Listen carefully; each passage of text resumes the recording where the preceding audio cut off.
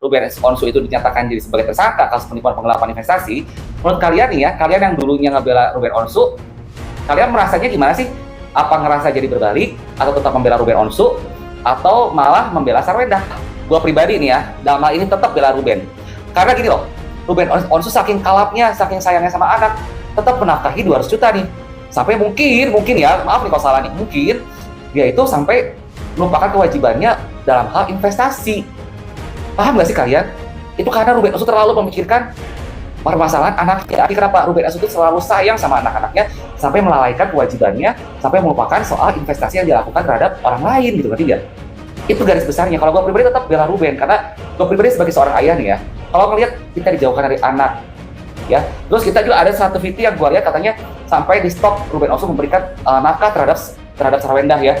Itu bukan karena tindakan Ruben Onsu men-stop nafkah terhadap Sarwenda 2 juta itu selama beberapa bulan memang salah ya, tapi justru tujuan itu dilakukan supaya apa? Supaya Sarwenda itu bisa memberikan suatu kesempatan buat Ruben Onsu itu ketemu sama anak-anaknya ya, makanya Ruben Onsu melakukan hal itu.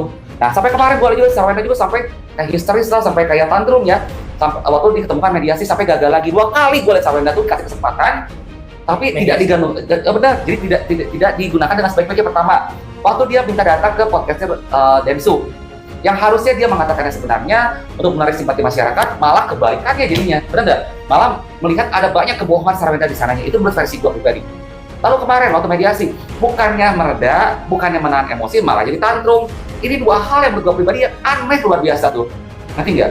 Aneh luar biasa apa ini.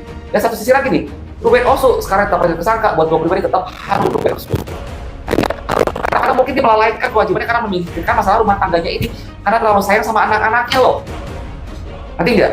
Kalau misalkan nggak sayang sama anak-anaknya, mungkin masa bodoh lah. Dia pasti memikirkan soal investasinya, soal kewajibannya terhadap orang lain.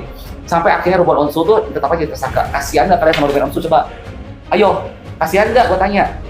So, ya, jangan bawa-bawa soal HIV lah, ya, soal HIV. HIV itu nggak terbukti. Kalau Ruben Onsu HIV mungkin nggak meninggal dari kemarin. Kalian tahu sendiri kan HIV itu cepat bikin orang meninggal. Nanti nggak menggerogoti jadi kurus kering. Ruben Onsu kurus kering kan? Gue tanya, enggak loh. Dia tetap segitu-gitu aja. Bahkan Ruben Onsu terkenalnya awet muda.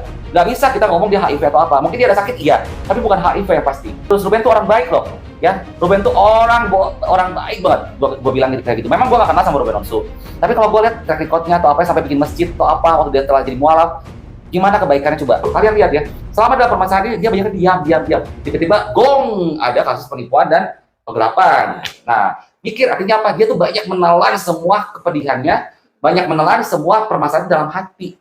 Bahkan dia walaupun jadi host misalnya di pagi-pagi ambiar atau apa atau brownies,